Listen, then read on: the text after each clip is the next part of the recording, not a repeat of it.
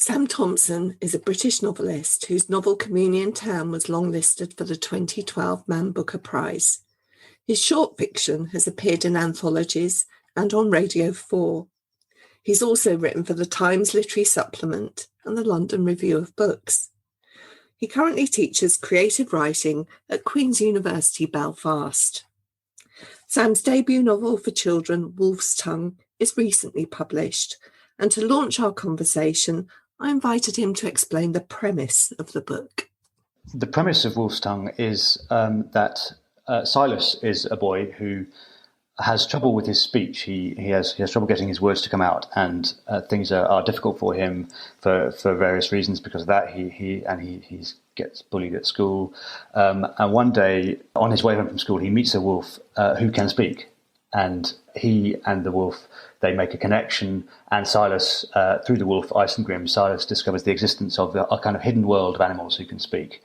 And he's drawn into a kind of conflict or a drama that the wolves and the foxes are playing out. The wolves have been made into slaves by the foxes in this place called the forest, because the foxes are clever, articulate talkers. They can persuade anyone to do what they want with their clever language. They can always kind of come out on top, and especially their leader, Reynard the fox, is the cleverest talker of all. And so Silas is drawn into this drama between wolves and foxes. Mm-hmm.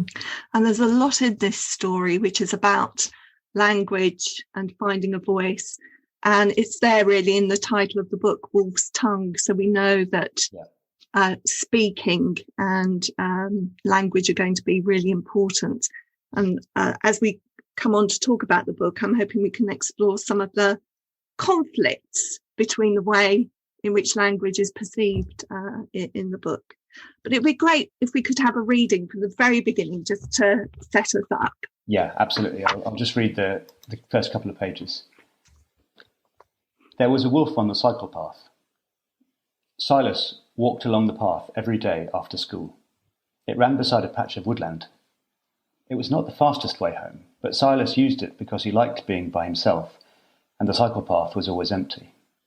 Until today. The wolf stood in the middle of the path, watching him.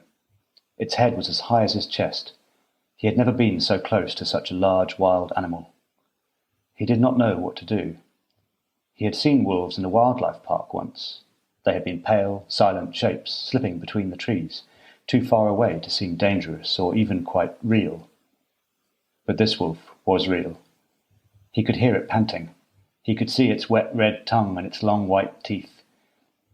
At the sight, a chill crawled all the way from his shoulders to the base of his spine, and goose flesh tingled on his arms. His heart beat hard in his chest. He told himself he ought to back away carefully. He ought to run.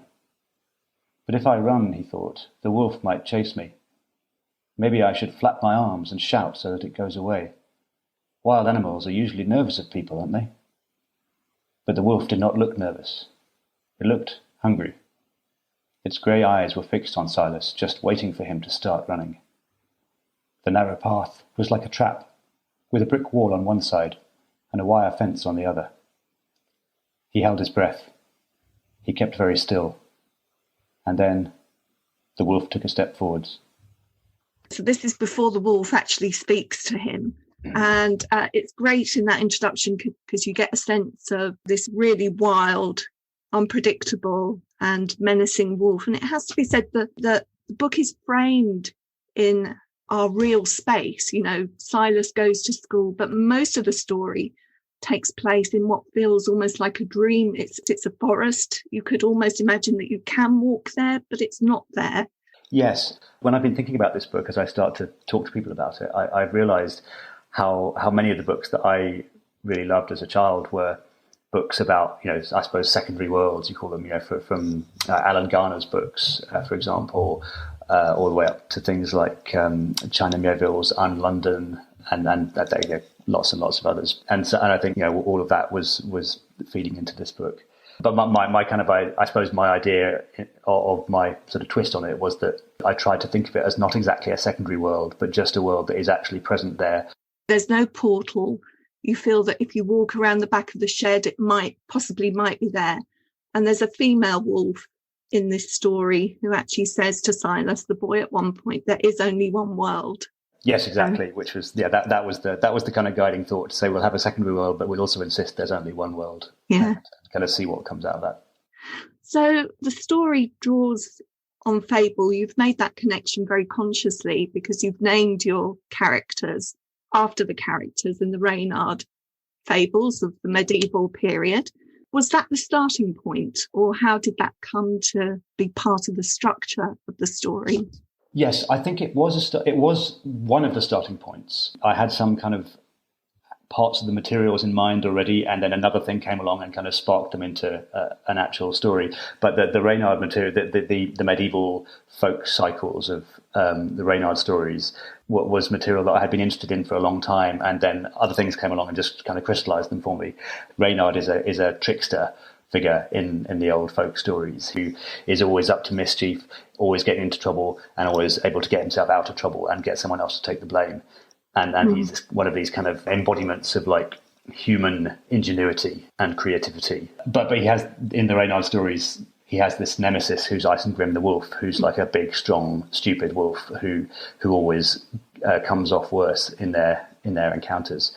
So you've got a couple of other characters, well, 3 other characters, I think, that are there in the Reynard cycles as well. There's the bear, Bruno, and Tybalt, the cat, and the crow. They're minor characters in a way, but they do all serve quite an important role in the outcome of this story. I think that's right.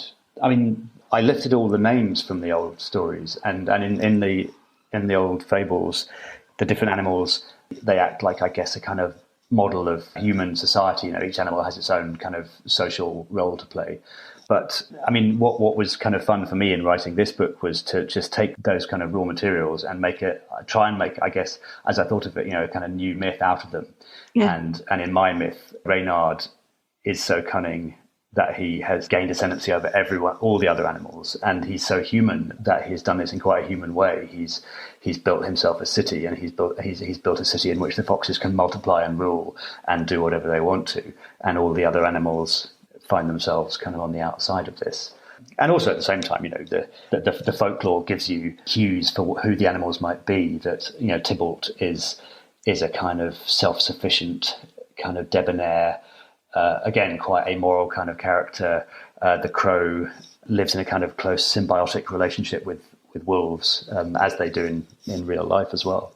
You talked about writing your own mythology, but it's also a fable as well, isn't it? I mean, you talked about Reynard the fox. He builds his own world.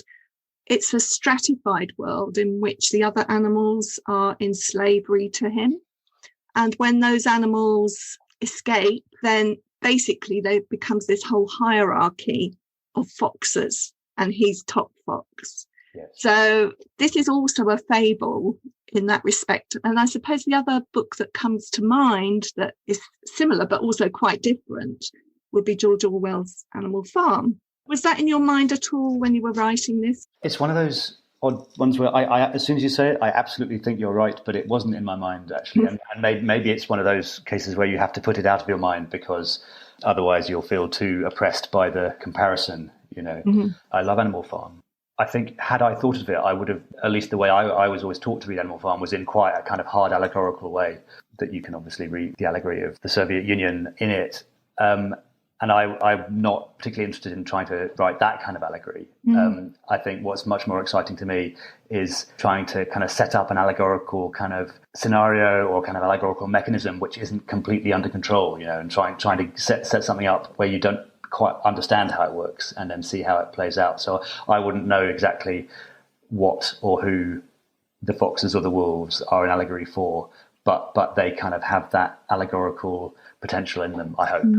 I think that expresses it perfectly, because it has not one meaning but many meanings, I think, that you could take from your fable, if you like. But there are some interesting points of similarity and differences. And one of them that struck me is that the solution at the end, the resolution, is brought about in part from within. Now, you don't have that in Animal Farm. You're either pigs or humans, and they come together at the end, whereas this is a little bit more nuanced in terms of those communities? That's such a good point. And you asking that question makes me think of something about the writing process that I hadn't really thought about since doing it. But yeah, I mean, when you find yourself writing this kind of story, of course you're sort of aware, the foxes, they end up standing for a kind of privileged population of one kind or another, and the wolves for a group who are oppressed, and the other animals, other things, but you of course become very cautious about making anything monolithic, and I absolutely did have that thought that it doesn't feel right to just say, if you're a fox, you're a bad guy. Some of the foxes are very bad and unpleasant, and some have consciences and want to help people out, and I think that's the thing about you want to kind of give it a kind of allegorical lair, but you also want to write characters and let the characters be individuals. Lots of people listening will be aware that you were longlisted for the Booker Prize, so you're obviously known as a writer for adults. Yeah. Fables are stories that can be read by anybody. So the question I'm going to ask is whether you had a child reader in mind, or whether this was just the best way of telling the story that you wanted to tell, and that you didn't really have a reader in mind. The first answer is I did have a child reader in mind, 3 child readers in mind who are my own children. They were at an age where I wanted to kind of write things for them, and this was one story that kind of came into focus. But I think there's a kind of discipline that comes with that when you actually do have a particular reader in mind, in a way it makes it easier to make certain judgments about the language, and it makes it harder in some ways that you have to find the language that is going to work for that reader.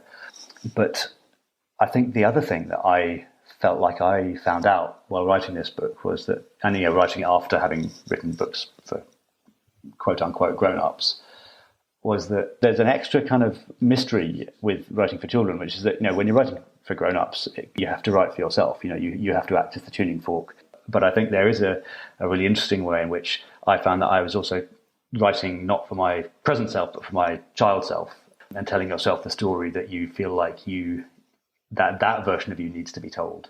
I mean, it's a story about struggling to find language, and about sort of feeling silent or silenced. And I think that was my experience as a child. I think probably is experience of many children in many different ways, of that language is a challenge and a struggle. And I mean, I think that's part of my experience of why writing always appealed to me so much.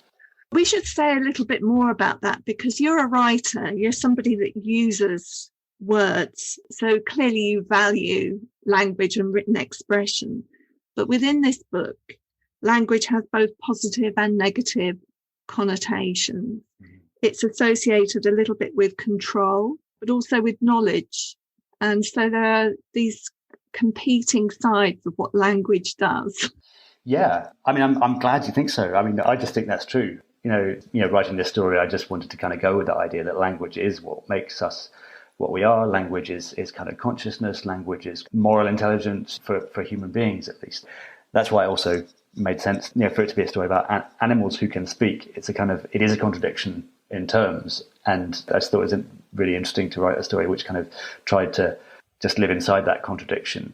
So another thing that comes through is that once you use language, once you name something, that thing becomes fixed. Your perception of it somehow becomes fixed.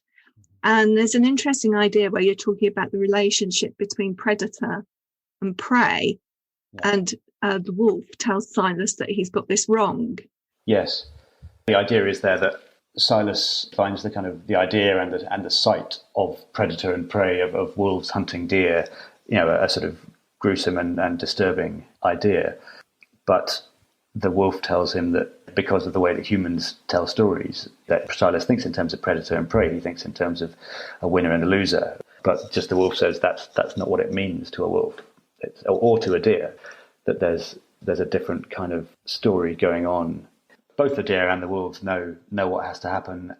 I mean, I'm certainly not an animal behaviorist or a naturalist, but in the reading and what I've come to learn about wolves and their prey, that was an idea that I came across. And it does seem to me to be just an example of how in human stories, there's some work to be done if you look at the non-human world, there is always work to be done in kind of adapting human narrative to the non-human world rather than adapting the non-human world to the narrative.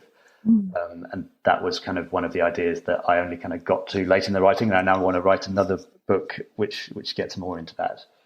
It's a really interesting idea, because whenever we see an animal documentary, it's told a story in the same way as if you were telling a human story. I mean, So this is just a very different way of looking at it. I wanted to talk also about some of the deeper experiences that Silas has, and he goes just about as deep as you can, both physically into the earth, but also into his kind of questioning. He's put into positions where he starts to think differently about the world. And one of them is when he goes into the cave to find some healing clay. One of the wolves has become injured, been bitten by a fox. And he's the only one that can really go into this place to retrieve the healing clay.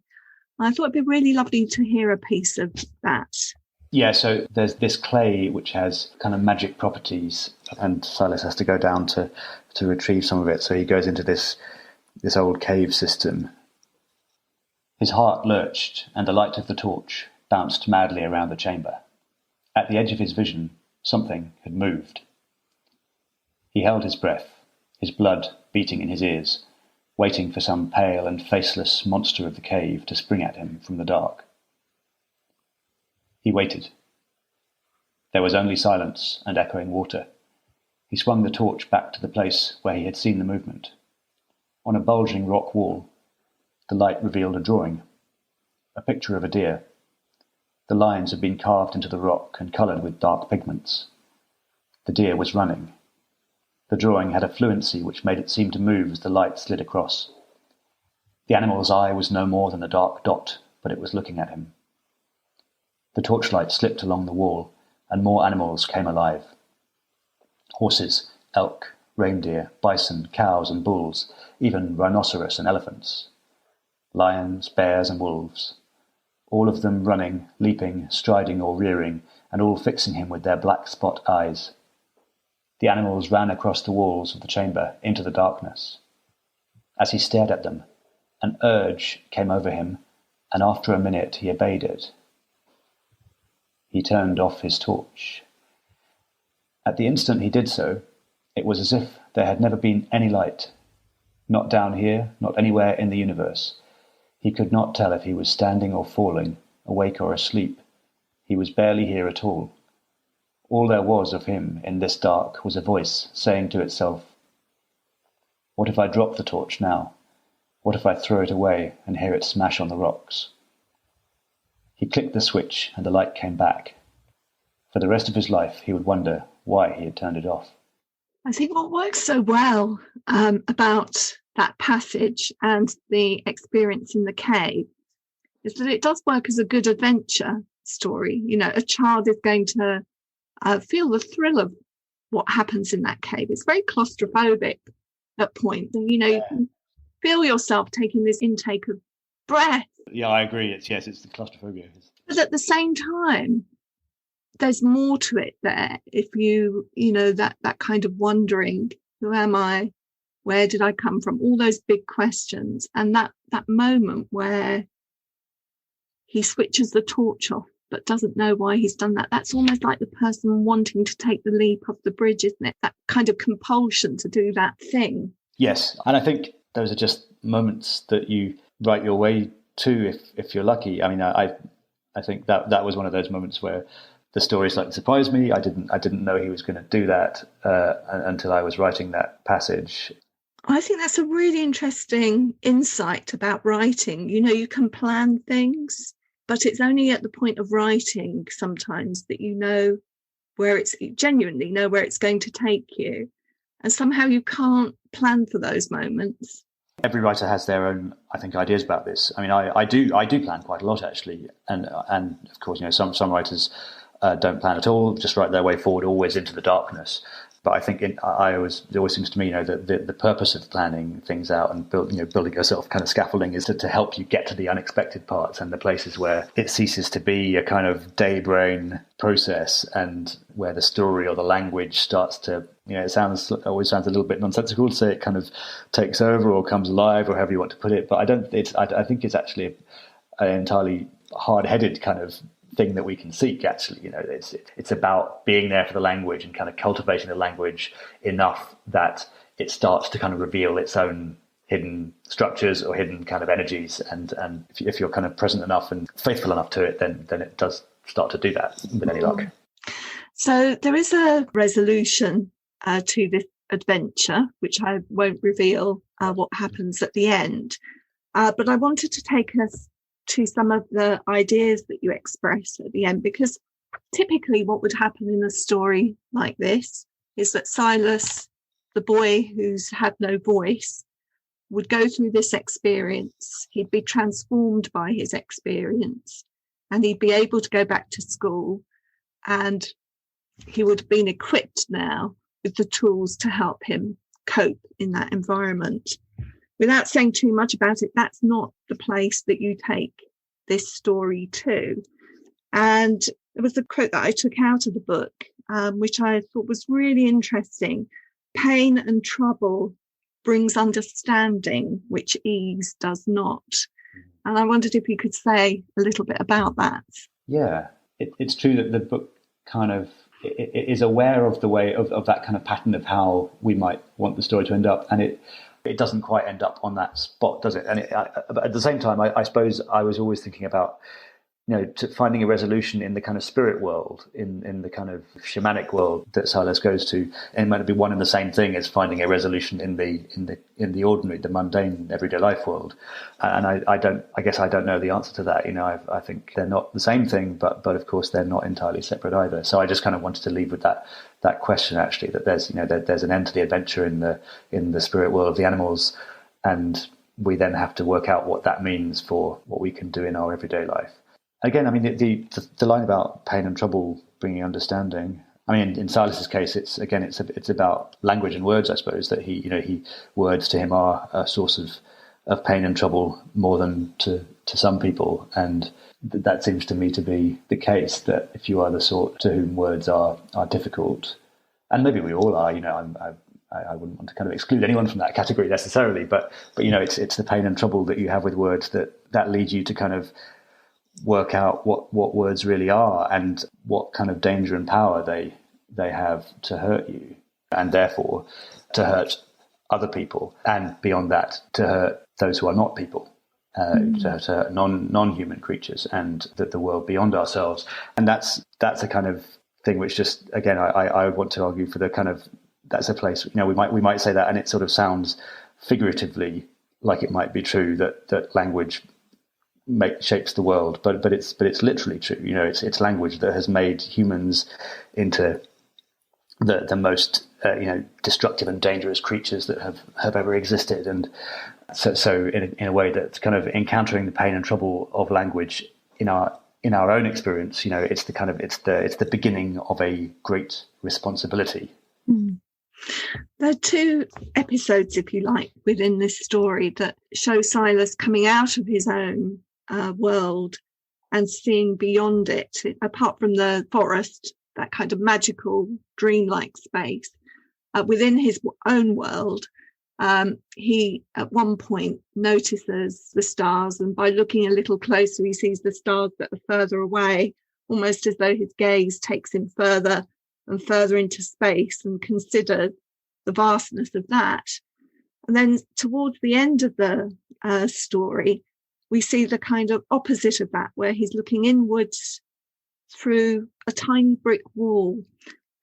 He's bullied at school, and his bullies are pursuing him, and he expresses his feelings by hitting a brick wall, and then he notices things within it. And I wondered if you could read that part, because I thought that was a really interesting counterpoint to that earlier episode. Yeah, there's a sort of a little mantra, I suppose, that recurs about looking closer at things, and this is one of those points where he does that. His eyes prickled. He walked along the cycle path, squeezing his hand into a fist in the pocket of his jacket. Then he tore the fist out of the pocket and punched the wall. He yelped at the pain and stopped walking to examine the blood oozing from his knuckles. He touched the wall, feeling the bite of the brick. He had never looked closely at this wall before, but now, with his knuckles stinging, he looked.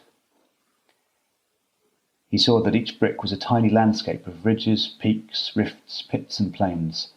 No two were alike. The bricks and the gaps between them were home to many different kinds of life, clumps of moss, streaks of algae and blotches of lichen, and grass, nettles and small wildflowers growing in the cracks. Silas saw a caterpillar there too, and an ant, a whole column of ants climbing. The wall was not just a wall, he realized. It was a tiny world in itself, and the closer you looked at it, the more you discovered. It was like looking into the night sky and finding stars in the darkness. Perhaps everything was like that, he thought. You will never reach the end, because the more you look, the more you find. On and on, forever. That's a really good thought for us to end on, because that really surely is about the journey of life, to always be moving on and on. We will never get to the end of it, even when we get to the end of it. I so enjoyed your story, Wolfstongue, Sam. Thank you very much for joining me in the Reading Corner today to tell us more about it. No, thank you very much. It was really good to speak to you about it. In the Reading Corner is presented by Nikki Gamble and produced by Alison Hughes. If you have enjoyed this podcast, please do leave a review for us. To find out about other projects, including an audience with events and the Exploring Children's Literature Summer School, visit www.exploringchildrensliterature.uk. Join us again soon in the Reading Corner on your favourite podcast platform.